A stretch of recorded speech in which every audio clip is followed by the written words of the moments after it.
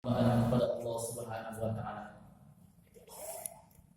Di antara kita tidak ada yang tahu siapa di antara kita yang kaya, siapa di antara kita yang miskin, siapa di antara kita yang memiliki kedudukan, dan siapa di antara kita yang cuma rakyat jelata di majelis ilmu. Adapun di tempat-tempat yang lainnya, orang kaya, orang besar, orang mulia nampak sebagian dengan kesombongannya, pembesaran dirinya, dan seterusnya dan seterusnya. Pada kesempatan kita kali ini, kita akan menyebutkan sebuah kisah tentang orang kaya dan orang miskin yang disebutkan dalam Al-Quran. Lebih tepat kita katakan kisah tentang pemilik dua kebun, karena dua-duanya diberikan oleh Allah Subhanahu wa taala anugerah kebun. Hanya saja yang pertama diberikan kebun yang megah, kebun yang indah, kebun yang memiliki banyak hasil, sedangkan yang satunya memiliki kebun yang pas-pasan. Kisah ini disebutkan dalam surah Al-Kahfi. Sebagaimana kita maklumi, dalam surah Al-Kahfi terdapat beberapa kisah, dan yang paling atau secara global, secara garis besar, ada 4 kisah yang disebutkan dalam surah Al-Kahfi. Yang pertama kisah tentang Ashabul Kahf, tentang pemuda-pemuda yang tertidur di dalam gua Al-Kahfi. Cerita yang kedua yaitu cerita tentang dua pemilik kebun yang akan kita ceritakan ini. Kemudian cerita yang ketiga, cerita tentang perjalanan Nabi Musa menimba ilmu kepada Nabi Khadir alaihi wassalatu wassalam. Dan cerita yang keempat adalah cerita tentang Dzulqarnain dan kekuasaannya. Maka dalam kisah ini Allah Subhanahu wa taala menyebutkan suatu perumpamaan. A'udzu billahi minasyaitonir rajim. وَاضْرِبْ لَهُم مَّثَلًا رَّجُلَيْنِ جَعَلْنَا لِأَحَدِهِمَا جَنَّتَيْنِ مِنْ أَعْنَابٍ وَحَفَفْنَاهُمَا بِنَخْلٍ وَجَعَلْنَا بَيْنَهُمَا زَرْعًا. Dan berikanlah percontohan untuk mereka, wahai Muhammad. Allah kisahkan agar Nabi Muhammad ceritakan kepada kita sebagai pelajaran, sebagai ibrah, sebagai hal yang bisa dijadikan motivasi, pelajaran, dan perkara yang menggugah jiwa seseorang. Matalan suatu perumpamaan yang Allah buat, rajulaini, dua orang. Ja'alna li ahadihima, Allah jadikan salah satunya, ini orang pertama, kita sebut si A.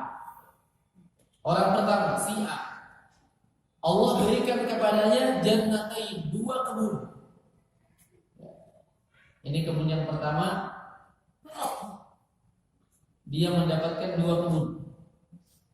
Min a'nabin, dari anggur-anggur. Berarti luar biasa ya, anggur saja harganya berapa? Mahal kan? Di Indonesia saja buah yang mahal termasuk buah anggur. Sekarang dia punya perkebunan apa? Perkebunan anggur. Subhanallah. Dia punya perkebunan, dua kebun besar, luas. Wa hafafnahuma binakhlin.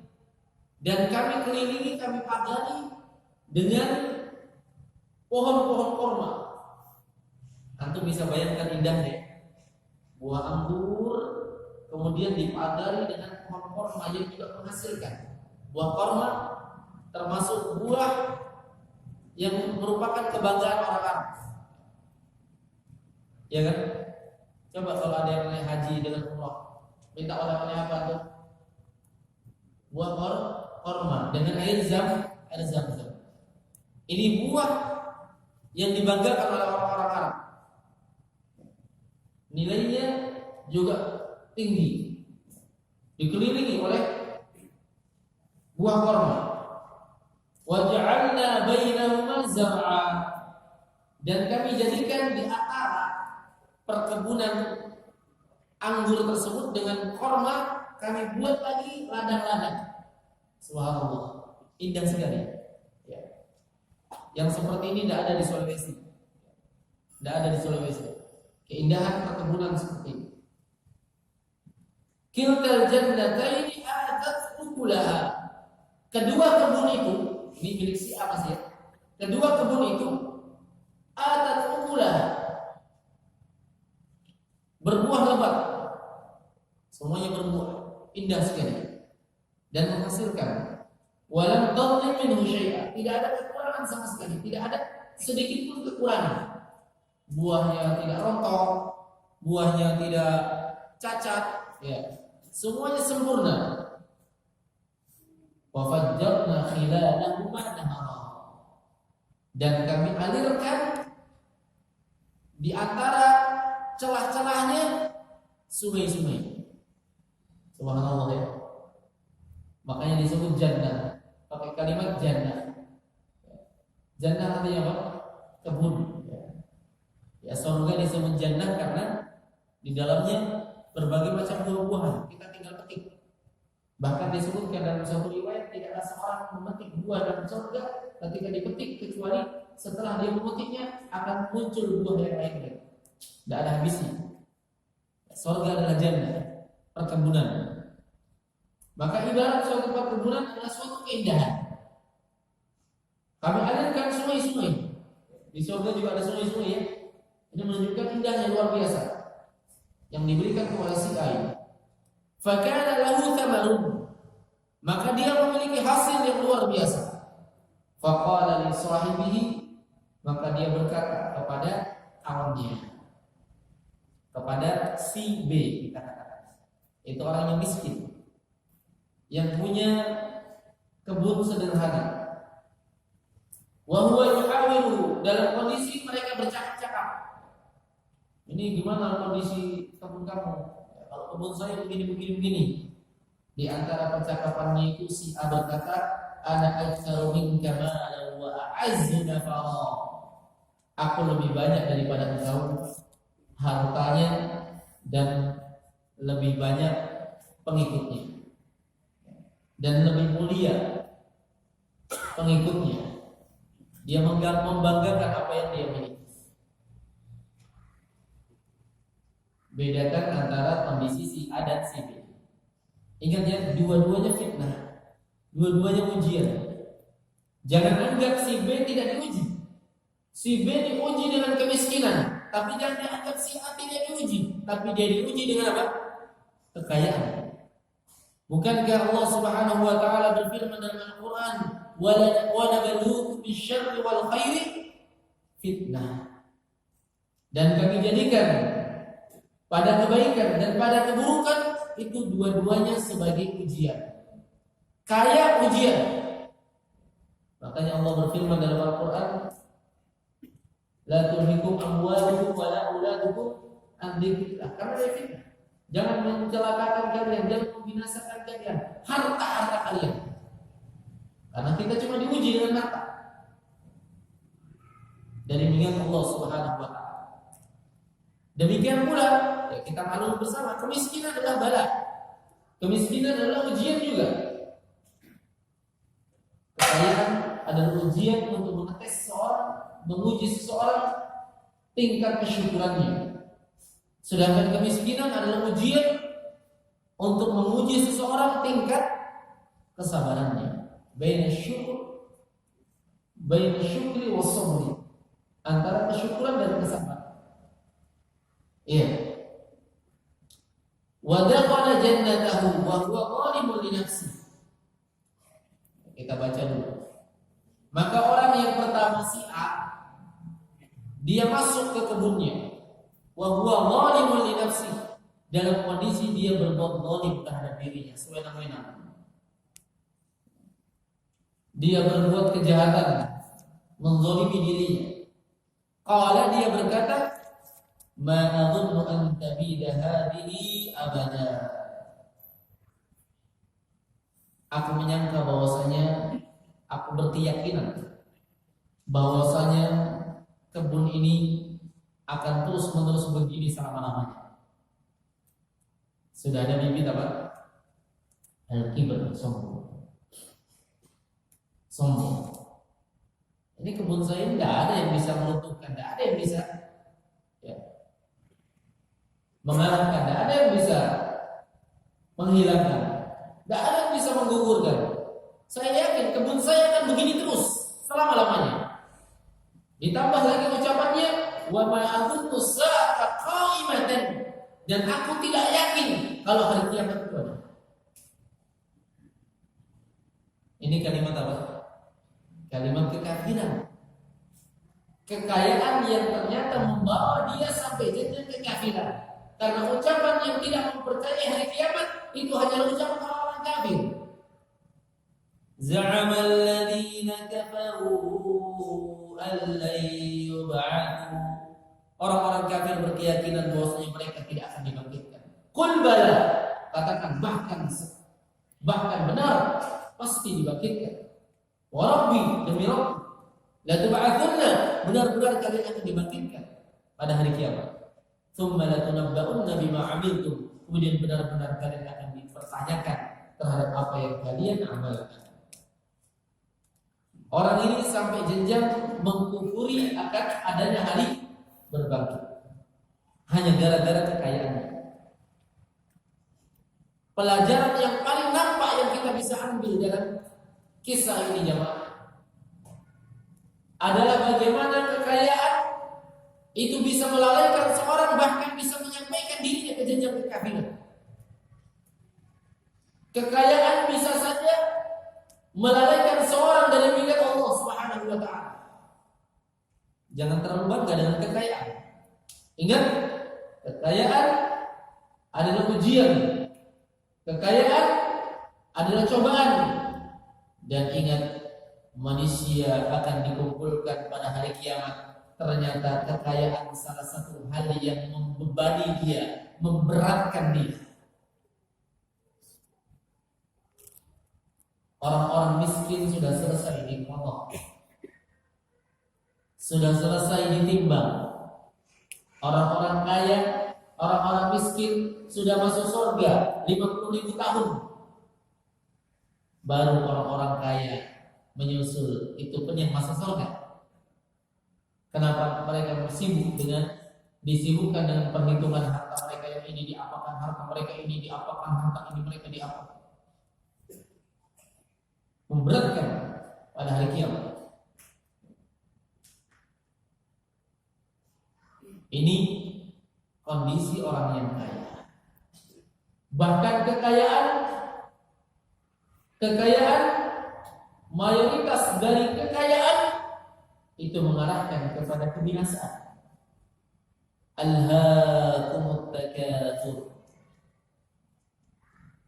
Celakalah orang-orang yang mengumpulkan harta hatta zurtumul maqabir, hingga mereka masuk ke liang kubur. Jadi ketika kita diberikan kekayaan Allah Subhanahu wa taala, banyak-banyak mengintrospeksi diri, mengingat bahwasanya hal tersebut akan dipertanggungjawabkan di sisi Allah Subhanahu wa taala. Jangan sampai melalaikan kita, dan jangan sampai menjadikan diri kita kufur terhadap nikmat Allah Subhanahu wa taala. Lihat keyakinan si A ini, aku tidak yakin hari kiamat akan bangkit. Wal in ruditu ila rabbi, seandainya aku dikembalikan lagi oleh Rabbku, la ajidanna khairan minha munqalaba. Seandainya pun ada, dia Allah hari kiamat. Seandainya betul-betul ada terjadi hari kiamat itu, aku dikembalikan lagi, dihidupkan lagi misalnya, maka aku akan mendapatkan jauh yang lebih baik daripada ini. Sombong. Qala lahu sahibu, maka berkatalah kawannya. Kawan bukan berarti kawan seagama, tetapi kawan sama-sama punya kebun. berkata kepadanya, si B berkata kepadanya, yaitu yang miskin, yang punya kebun sederhana. Wa huwa yuhawilu, dalam kondisi dia bercakap dengannya. Akafarta billadhi khalaqaka min turab thumma min nutfah thumma sawwaka rajula. Apakah engkau kufur terhadap yang telah menciptakan engkau dari tanah, kemudian dari setetes air mani, kemudian menjadikan engkau seorang laki-laki?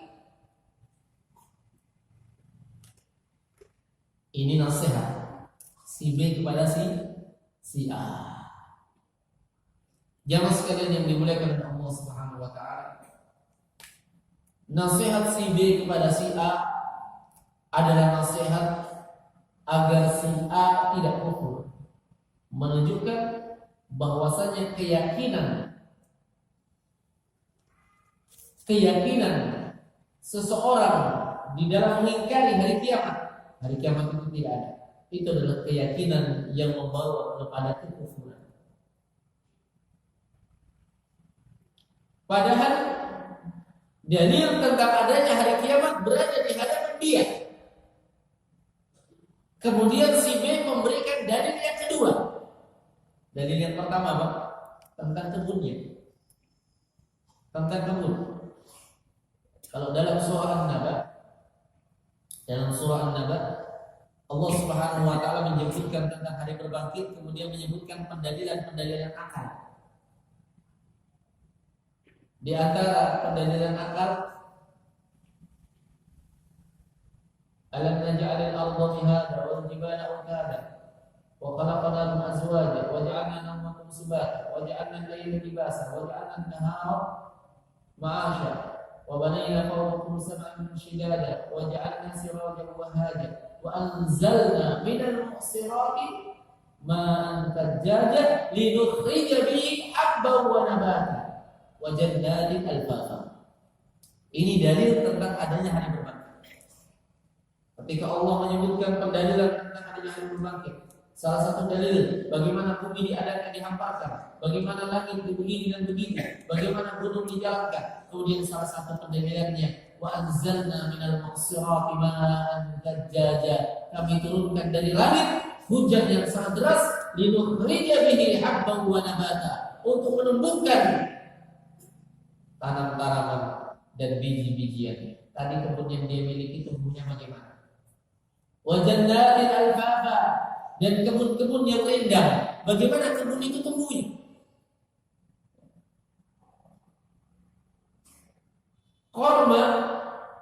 Korma yang dia miliki tadinya berasal dari apa itu? Berasal dari biji korma. Dia letakkan di tanah, di padan pasir. Kemudian tumbuh.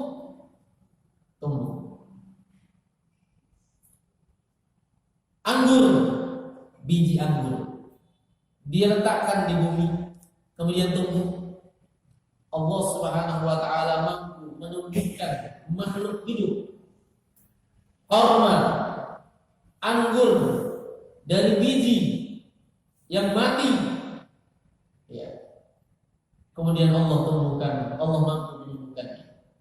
Bukankah itu menunjukkan bahwasanya Allah Subhanahu wa taala Maha mampu untuk menumbuhkan manusia yang asalnya memang sudah ada.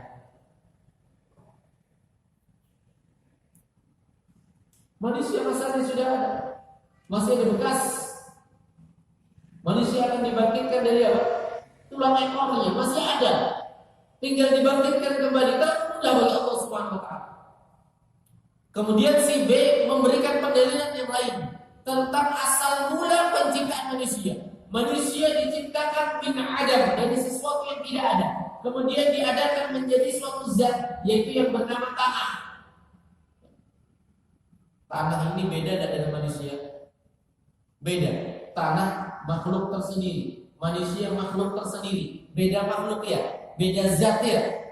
Kok Allah bisa menciptakan dari tanah menjadi manusia? Allah sangat mampu. Ya, Allah mampu. Dari tidak ada dijadikan tanah, Allah mampu. Kemudian dari tanah Allah rubah menjadi manusia, Allah mampu.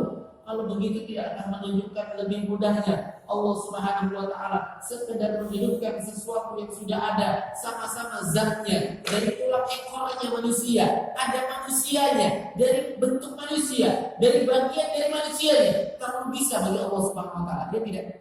Makanya si B memberikan pendalilan akal. Akafarta billadzi khalaqaka min turab. Apakah kau kufur terhadap yang zat yang menciptakan engkau dari tanah? Sebelumnya tidak ada. Allah jadikan tanah, kemudian dari tanah tsumma min nutfah, kemudian Allah jadikan nutfah cairan, tsumma sawwaka rajula, kemudian Allah membentuk sebagai seorang lelaki. Masih gak percaya pada yang berbakti? La ilaha illallah, lakinnahu wallahu rabbi wa la asyriku bi rabbi ahada. Si B berkata, akan tetapi dia Allah Subhanahu wa taala yang menciptakan, yang mengatur, yang menguasai, dan aku tidak mempersyarikatkan terhadap Rabbku dengan seorang pun.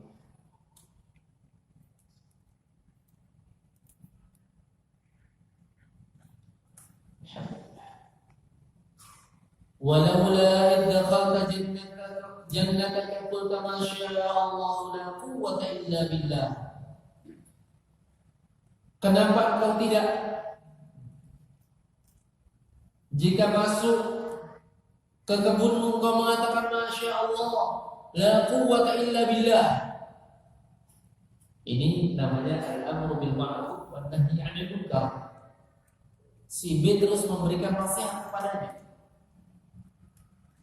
Sebelumnya ya wah, cerita ini kejadian kapan? Dan disebut. Apakah di zamannya Nabi Musa? Apakah di zamannya Nabi Sulaiman? Tidak disebut. Siapa nama dua laki-laki itu juga tidak disebut. Yang jelas cerita itu ada di zaman dahulu kala, disebut dalam Al-Quran. Si B memberikan nasihat karena si B tidak mau mendapatkan imbas. Karena orang yang tidak mau memberikan teguran kepada yang lainnya, maka dikhawatirkan dia juga akan terkena siksa, ada hukuman bagi orang yang berbuat zalim yang bersama. Tidak boleh, harus diberikan teguran. Falyahdharil ladzina yukhalifuna an amri an tusibahum fitnah aw yusibahum 'adzabun alim. Sesungguhnya atau falyahdharil ladzina yukhalifuna an amri, hendaklah berhati-hati orang-orang yang menyelisihi urusannya, akan ditimpakan kepada siksa atau ditimpakan kepada siksa adab yang sangat pedih, akan ditimpakan kepada fitnah atau ditimpakan kepada siksa yang sangat pedih. Maka saling memberi nasihat. Kalau dalam agama kita sendiri disebutkan bahwasanya adilun nasihat. Agama adalah nasihat. Agama adalah nasihat. Kapan seorang meninggalkan nasihat, sudah tahu saudaranya bersalah, sudah tahu saudaranya melakukan kemungkaran, dia tidak ingatkan, maka dikhawatirkan dia akan mendapatkan hukuman dari Allah, bahkan laknat dari Allah Subhanahu wa taala. Orang Yahudi dilaknat menjadi monyet, menjadi kera. Apa sebabnya? Salah satu sebabnya mereka meninggalkan yang namanya al-amru bil ma'ruf wan nahyu 'anil munkar. Meninggalkan memerintahkan kepada kebaikan, melarang dari kemungkaran. Lu'inal ladzina kafaru min bani Israil ala lisan Daud wa Isa bin Maryam dzalika bima 'asaw wa kanu ya'tadun kanu la yatanahawna 'an munkarin fa'alu. Nabi sama kanu yaf'alun. Telah dilaknat orang-orang kafir dari Bani Israil.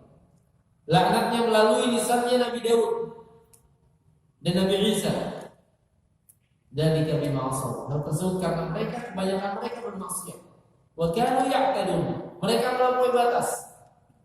Ini dosanya. Bermaksiat melampaui batas sebagian besar mereka. Ada yang tidak, tapi kanu la yatanahawna 'an munkarin fa'alu. Mereka tidak mau mengingkari kemungkaran yang mereka lakukan. Sungguh jelek perbuatan mereka. Maka kapan seorang melihat kemungkaran yang ada pada kawannya, dia ingatkan. Seandainya saja engkau wahai si A, ketika engkau setiap masuk ke kebun engkau mengucapkan Masya Allah, Masya Allah. Apa yang Allah Subhanahu wa taala kehendaki? Ini ucapan takjub. Masya Allah. Ini dalil para ulama yang mengatakan kalau kita takjub dengan sesuatu, merasa senang terhadap sesuatu, merasa indah melihat sesuatu, yang diucapkan apa? Masya Allah. Bukan subhanallah.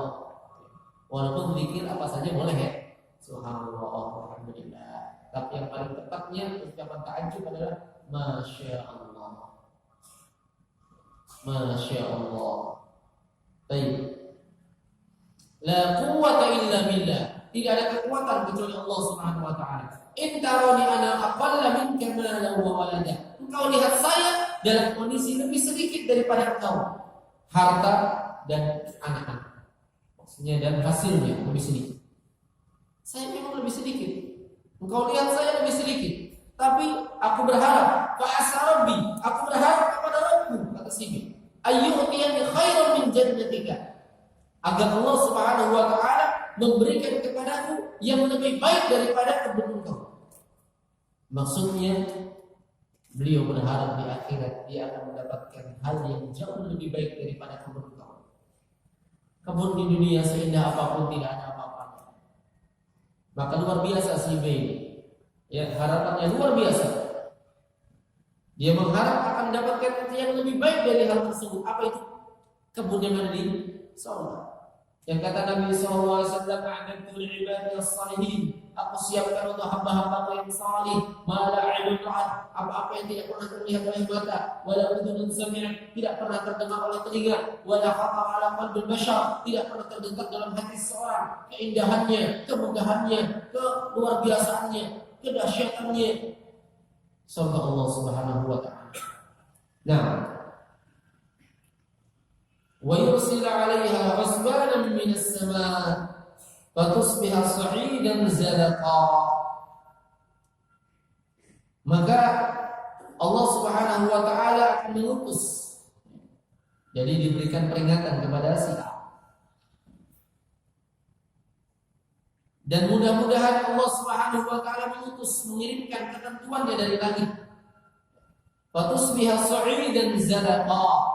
Maka kebun engkau tersebut akan bisa menjadi tanah yang sangat licin, atau yusbiha ma'uha ghawra, atau airnya akan menjadi surut ke tanah, tenggelam ke tanah, falan tastati'a lahu talaba, dan engkau tidak akan pernah bisa menemukannya lagi. Diancam. Karena memang ketentuan ada itu bagi siapa? Bagi yang kufur terhadap nikmat Allah Subhanahu wa taala. La in syakartum la azidannakum. Kalau kalian bersyukur kepada Allah, kalau kalian bersyukur kepadaku, la azidannakum, kata Allah. Aku akan tambahkan nikmat. Wa la in kafartum, jika kalian kufur terhadapku, inna adabi lasyadid. Sesungguhnya azabku sangatlah pedih. Ya, azabku sangatlah pedih. Nah, ini balasan hukuman bagi orang yang kufur nikmat. Wa uhayta bi thamanihi, dan dilingkup, dibinasakanlah seluruh kekayaannya. Fa asbaha yuqallibu kaffayhi 'ala ma anfaqa fiha, dan dia tinggal membalik-balikkan tangan begini. Orang dulu kalau tanda penyesalannya begini. Ya, balik-balikkan tangan begini terhadap apa yang dia telah pernah keluarkan.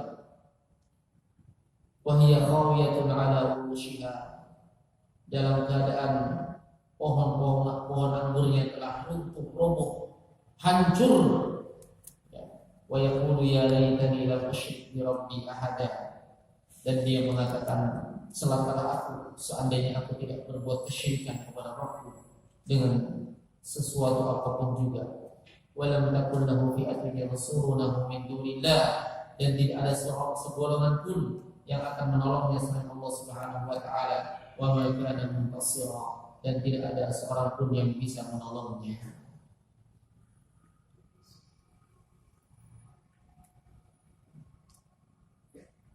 Jamaah sekalian yang dimuliakan oleh Allah Subhanahu wa taala, kisah ini memberikan pelajaran akan tidak bolehnya sombong terhadap apa yang kita miliki. Tidak bolehnya sombong. Ada kisah lain dalam Al-Quran juga tentang dua pemilik kebun juga. Pemilik kebun korma, yang satunya dia tidak mau mengeluarkan zakatnya. Dia merasa aman. Akhirnya Allah Subhanahu wa taala jadikan kebunnya hitam. Disebut dalam surah Al-Qalam ya. Disebut dalam surah Al-Qalam. Itu balasan juga bagi orang-orang yang mereka menyombongkan diri ketika mereka diberikan nikmat oleh Allah Subhanahu wa taala.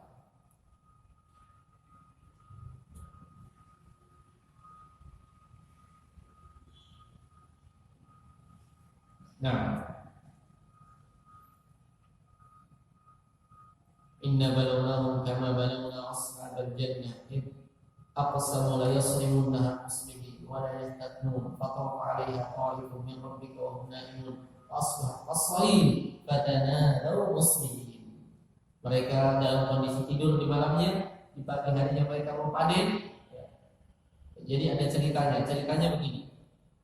Yang pemilik dua kebun yang ini, mereka bersaudara. Kebiasaan orang tuanya, tadinya orang tua yang punya kebun. Jadi orang tuanya punya kebun, kebiasaan setiap panen mereka orang tua ini selalu membagi-bagikan kepada fakir miskin. Setelah orang tua ini meninggal, tinggal anak-anaknya yang mewarisi. Ternyata anaknya banyak yang bakhil. Akhirnya mereka sepakat, kalau kita panen di pagi hari, maka orang-orang miskin kebiasaan mereka seperti kebiasaan bapak kita, memanggil mereka, jadi mereka sudah hadir duluan. Kita tidak bisa mengelak kalau mau menahan zakat dari mereka, sedekah dari mereka. Kalau begitu kita akal-akal, kita panennya malam hari. Ya. Akhirnya mereka tidur berkeinginan untuk agar malam harinya mereka bisa panen. Namun Allah Subhanahu wa taala membuat mereka tertidur hingga nyenyak, dan mereka bangunnya pun kesiangan. Setelah mereka sampai ke kebunnya, sudah mendapatkan kebunnya menjadi kebun yang hitam. Ya, kebun yang hitam, gosong, ya kan, seperti arang. Nah, Allah musta'an. Baik, itu